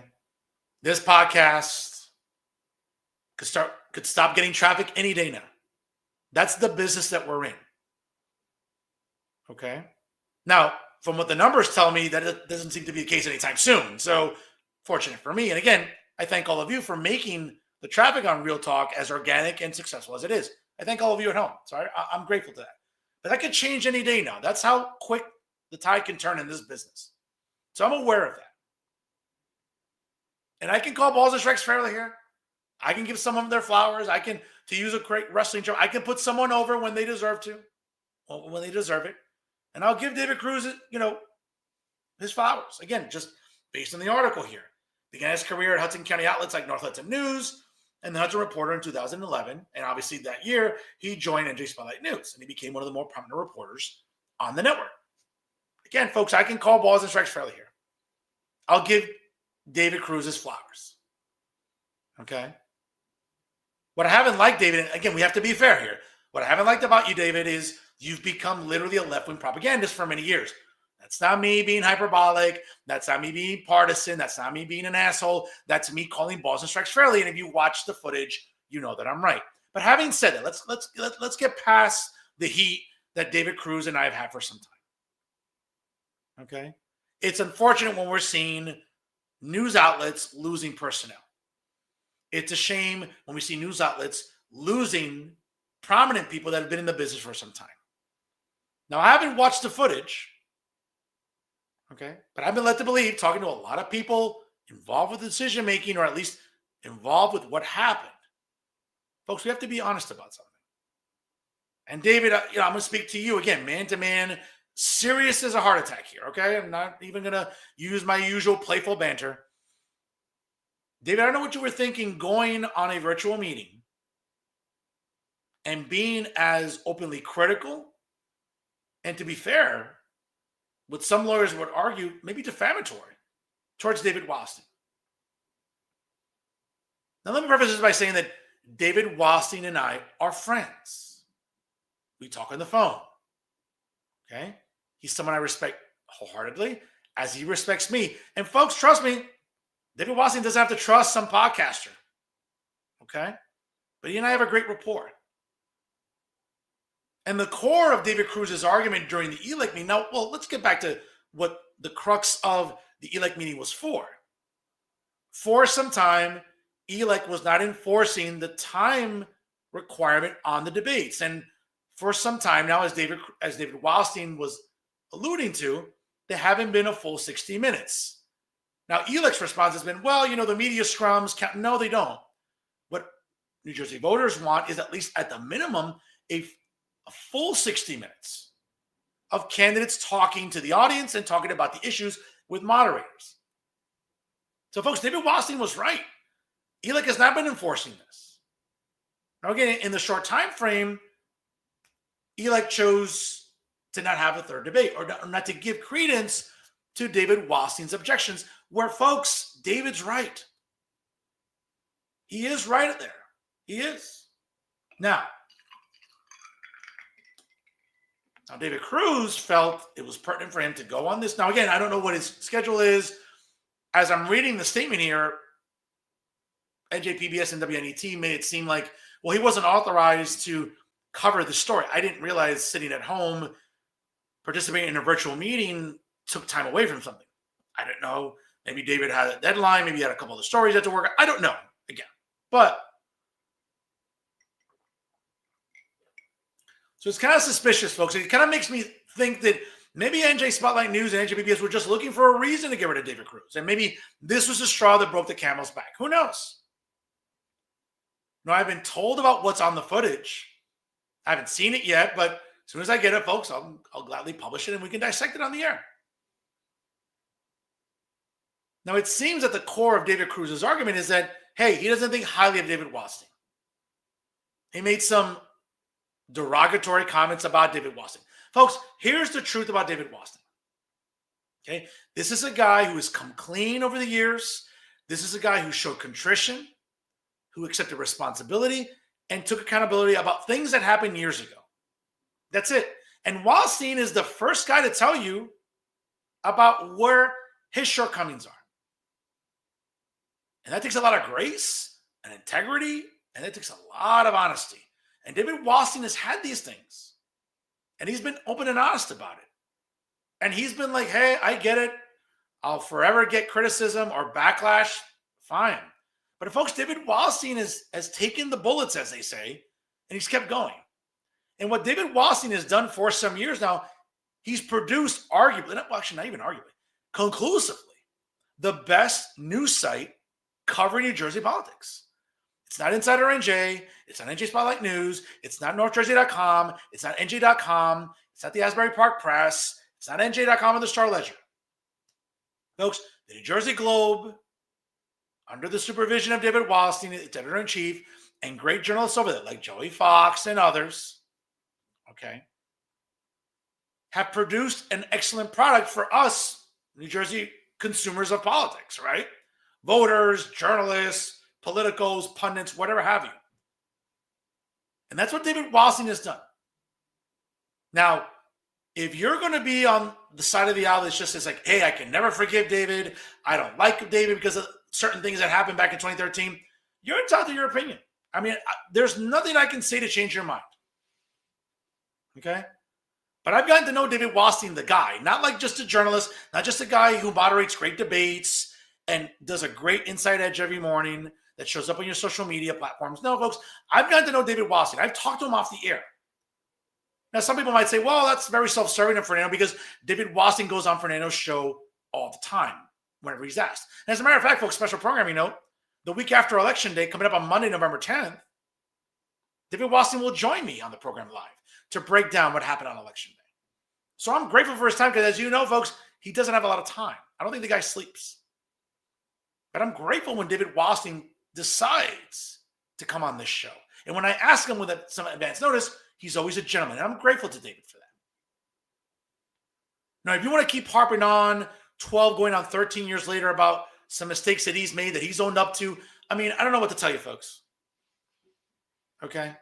You sound like some of my ex-girlfriends that want to keep rehashing things whenever they talk to me about, well, you know, you did this years ago. Shut the F up about it already. It happened. I'm sorry. I don't know what else I can do. Folks, I don't know what else David Wallstein can do. Okay? And it seems like at the core of David Cruz's argument is that, well, you know, he used some derogatory terms, like calling David Wallstein a convicted.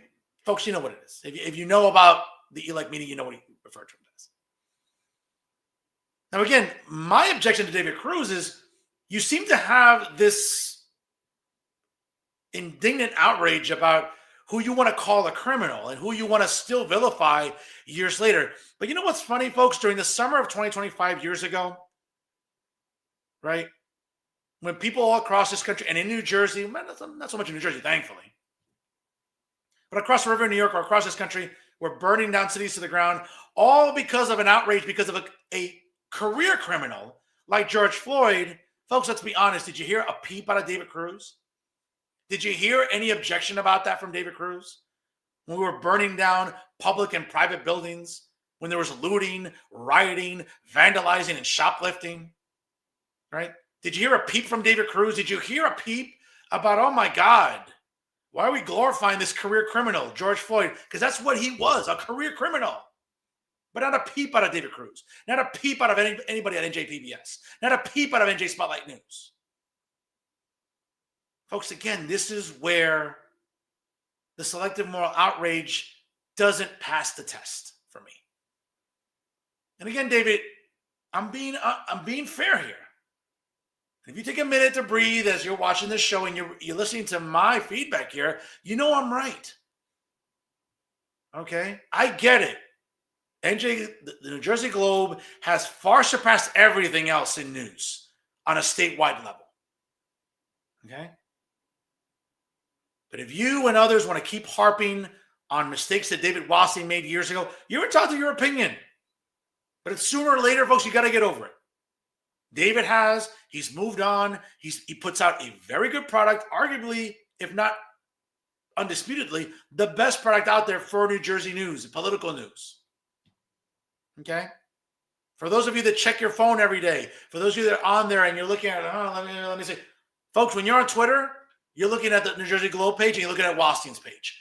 If you're telling me you don't, you're lying. You're a full-blown liar. That's what I do every day. And so do countless others in New Jersey. Okay? So whether it's David Cruz or others that still want to harp on this, again, mistakes that were made years ago. Listen, folks, David Wasserstein's owned up to it. Okay? You want to call him a criminal? That's your business. But let's be honest, folks. At some point, that gets old. But if you're not going to be indignant about real criminals, like people were glorifying 5 summers ago, but you still want to harp on David Wasserstein, you're not being, number one, you're not being intellectually honest, and you're not being philosophically consistent. Okay? I never had an issue with David Cruz. I never had to forgive him for anything. He's a human being. We all make mistakes, folks. If you think you're perfect, come on, stop. We've all made our fair share of mistakes. I know I have. So have all of you. Okay? But if that's your pet peeve, if that's the hill you want to die on because you don't like David Wasserstein, then have at it, folks. I mean, again, I don't know what to tell you. And maybe David Cruz was upset that NJ Spotlight News didn't get a debate when their proposal was presented to ELEC. As we know, during this election cycle, it was either New Jersey Globe via Rider University and WABC 7. That's it. Was there a desire for a third debate? I think that would have been awesome. Now, since vote by mail already started, and at this point, early voting has begun, not sure if a third debate would have been feasible or even possible.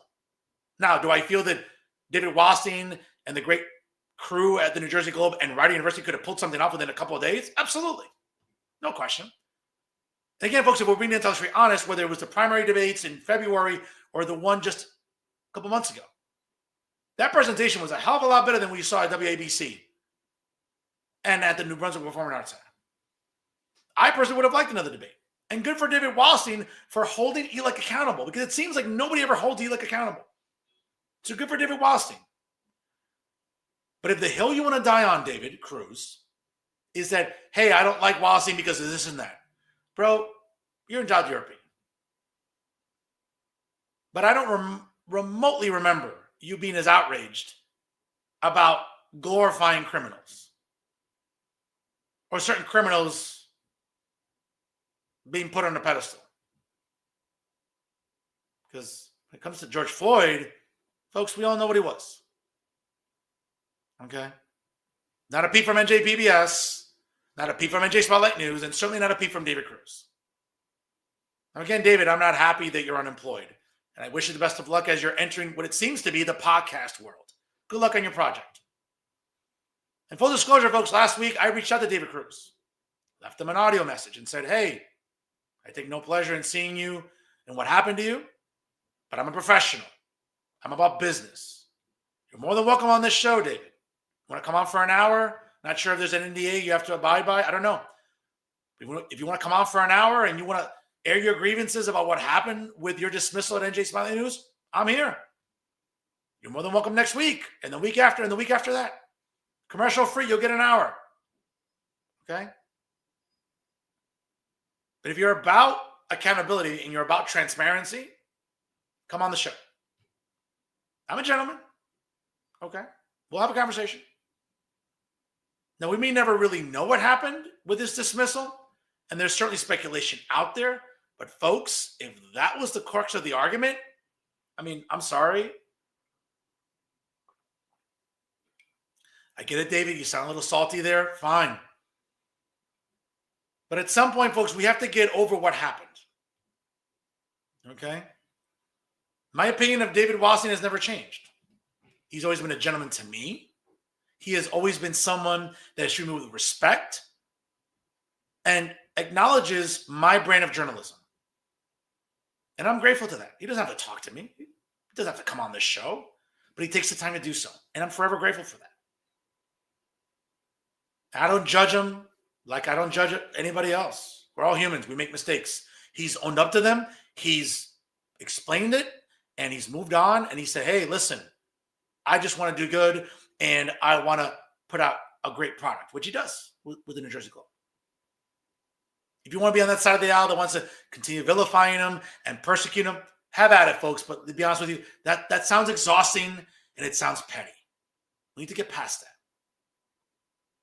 So again, to David Cruz, I'm deeply sorry about your dismissal. Certainly, I do not take any joy whatsoever. Contrary to what other people are doing online, I'm not doing that. Okay? I'll take the high road, and I know, folks, I don't always do that on this show. But again, David, the invitation's there. You want to come on this show and air your grievances about what happened? Hey, you want to air your grievances about me and maybe you don't like my brand, Joseph? Come on. Let's be gentlemen. Let's have a conversation. You're more than welcome on this show. We'll see if you take me up on the invitation. Now, moving along here, folks. As you know, a week from tomorrow, obviously, is Election Day. Vote by mail has already begun, and early voting began this past weekend. And in Jersey City, again, as you know, tonight I had the pleasure and privilege of talking to a very worthwhile candidate running for council in Ward E in Jersey City, in the downtown section. The two clowns I can't respect are these two fools behind me, Joel Brooks and Jake Efros, respectively running in Ward B and in Ward D in Jersey City. But you know what's interesting with the typical Democrat socialists, right, is yes, their heart's in the right place, but their head's up their ass. Don't believe me? Check out one of their campaign videos. Joel Brooks. I'm running for Jersey City Council, Ward B on the west side. My name is Jake Efros. I'm running for Ward D City Council here in the Heights and the Slopes. Jake and I are both endorsed by the Democratic Socialists of America. I mean, that's something to be proud of, but again, let's continue. The Working Families Party, HPAE, Katie Brennan. Oh, God, yes, the prom queen, my God. I mean, you want to talk about insufferable. I mean, have at it, folks. I mean, it doesn't get any worse than Katie Brennan. And that's saying something in an area like Hudson County with people like Emily Jabor and others. But yeah, let's continue. For State Assembly and Progressive Victory, New Jersey. We're both running to win universal rent control, How does universal rent control happen? Really? Folks, these are great catchphrases during election season. They're not realistic. Like a lot of the policy prescriptions from Democratic socialists, which is why we laugh at them. But especially in an area like Ward B and maybe Ward D, folks, you saw that some of those hippies and all the woke idiots and people that, again, care more about pronouns than public safety and property taxes. But again, these are the type of clowns in our political echo chamber, especially in Jersey City, that somehow think have a chance to reshape policy when we all know it's bullshit. But let's continue. universal child care, and safe, clean, green streets. What does safe, clean, green streets look like, Jake and Joel? When you have bike lanes, do you want to just eliminate cars? Like, that's not realistic, bro. And I get it. You're one of these, woke warriors that, oh my God, universal child care, universal health care. Folks, someone's paying for it. And it's taxpayers. To tackle the cost of living crisis and win the quality of life we deserve. If I lived in the Heights or the Slopes, I'd vote for Jake. If I was in the Heights or the Slopes, I wouldn't vote for Jake. If I were on West Side, I would vote for you, Joel. If I was on the West Side, I wouldn't vote for Joel. Right now, you can vote by mail, vote early in person from October 25th to November 2nd, or in person on Election Day, November 4th. Please go to jakeforjc.com or joelforjc.com to learn more about our campaign and get involved. It's go time. Folks, where do I begin with these two clowns? Okay. And first of all, I'm really impressed that Joel and Jake were able to fit within the camera lens there and the frame of the video itself. I mean, with the size of Joel's nose and those nostrils, I'm surprised Jake didn't pass out from oxygen deprivation of being so close to him, right? With all the oxygen just going in through Joel's nostrils. But nevertheless, and let's keep it serious for a minute. Folks, these are candidates you can't take seriously. They're the typical Democratic socialists that, believe that money grows on trees and that, we just don't tax the rich enough. We don't tax the wealthy or the privileged in Jersey City enough. No, folks, living in Jersey is expensive. Okay. The idea of universal daycare, universal rent, clean green streets. I mean, that's wonderful. From your resident, political science professor at NYU or Rutgers or the New School or Columbia University. All right? But in the real world where you have to tackle policies realistically, folks, these two guys aren't it. Okay. And I understand that in parts of Jersey City, their act plays well. Because you have a lot of the social justice clowns, and you have the woke fools, and everybody that subscribes to this nonsense. Now, mind you, these are two guys that will never, ever take a tough interview. They're happy to plug segments they do with, the Democratic Socialists or all the progressives in Jersey City. The case in point, I talked about last week, and I'll talk about it again. Joe Brooks is as tissue soft as a roll of Charmin. Somehow, this clown thought it was a flex to waste everyone's time last week traveling to the Hudson Media Group studios to participate in a debate. And he thought that, again, it was a flex to act like a child because I don't like the moderator. When? Or blocking me on social media because I choose to comment on their bullshit platforms, just like Jake did today. When? I can't talk to anybody outside of my bubble. I can't talk to anybody outside my echo chamber. Folks, that's the easiest way to deduce what Jake Efros and Joel Brooks are. They're children. They're not to be taken seriously. And hopefully, if there's justice in the world, they don't see any runoff next Tuesday. And hopefully they get back to, folks, these are guys I wouldn't even trust to run a Target or a Walmart. But somehow they've convinced some of their supporters and all the other idiots at the Democratic Socialists of America, whether it's the national chapter, the New Jersey chapter, the North Jersey chapter, or the Hudson County chapter. Folks, these aren't adults. These are children with no real policy prescriptions other than woke nonsense, vilifying those that don't subscribe to supporting mentally ill people, trans people. Because somehow Jake and Joe want you to believe that whatever amount of makeup and surgeries and make-believe somehow makes some man and woman. No, folks, that doesn't happen. And no amount of cutting off your hair or cutting off your tits will make a woman a man. Sorry, that's not realistic. And just like the people supporting them on their, and clapping along on their social media, of course. Saw last week with Joel Brooks, right? Some of the usual local clowns. Like Joe Gelzer and his wife, Olga. I was just thinking for you two, for date night, you know what Joel and Olga should do? Why don't you retake biology? There's plenty of online courses free. So if you're looking for something new to do during date night, Joel and Olga, why don't you retake biology? Because when you took it the first time, you didn't pass it. With how triggered you get about, how dare I be critical of trans people? Screw you both. Or others, like Caleb Burrell and the Jersey LGBTQ caucus, sort of happily applauding and clapping along to infantile adolescent videos by Joel Brooks. Or obese lesbians, like, we all know who they are in Jersey City. I don't have to name them. Or others that gladly clap along because, you know what, if it's not someone in our bubble, we won't talk to them. Folks, that's what Joel Brooks and Jake Efros represent. That intolerant left and progressive wing that, hey, if you don't agree with them, they just want you canceled. And trust me, people like them tried, along with Caleb Burrell and the other idiots in Jersey City. And guess who's still here on October 27th? Getting great traffic. That's right, Fernando Uribe. Folks, you have a lot of choices on November 4th. But these two clowns, these two children, they're not one of them. And if it's any sort of electoral justice, well, they won't see any runoff. They can keep running, maybe on a track or running to the grocery store. But near runoff, yeah, I don't think so. And guess what? If anyone deserves it, if anyone brought it on themselves, it's these two children. So again, ladies and gentlemen, you have options on election day. But Joel Brooks and Jake Efros, they're certainly not choices you want for a better Jersey City. And those are my final thoughts.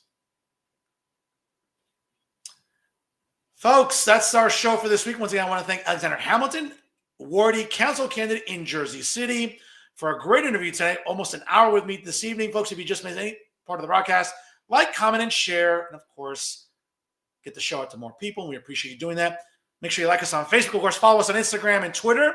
And don't forget, ladies and gentlemen, download us on Spotify or SoundCloud and take us with you anywhere and anytime, whether you're walking your dog, doing grocery shopping, whatever it is, folks, you're on your phone. Check out Jersey First. You'll never be disappointed. And of course, here front and center, I'm always representing Jersey First TV, folks, educating and advocating for the residents in the great city of New Jersey. That's right. It's always here with real talk via Jersey First TV. And always remember, folks, if it's unbiased, unfiltered, and unafraid, it's real talk here on the Jersey First Television Network. That's right, folks. We're still rocking pink here for October to support the American Cancer Society and, more importantly, making sure against breast cancer. Again, I want to thank everyone that's donated at the recent event and also have donated online. Without you, again, we would not be making the gains that we're making to hopefully help defeat breast cancer once and for all. Folks, special program, don't forget, daylight savings time is this Sunday, so don't forget to set your clocks 1 hour behind coming up this Saturday into Sunday. And most importantly, my favorite holiday of the year, folks, this Friday, happy Halloween. Please be careful out there. Please party responsibly.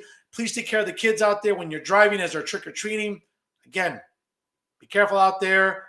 Make sure kids can trick-or-treat safely during Halloween this Friday night. I think we're expecting some decent weather, so enjoy that, folks. Enjoy all the great Halloween parties.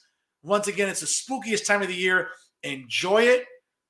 Celebrate with family and friends and have a nice little frightful time this Friday during Halloween, folks. I can't say enough.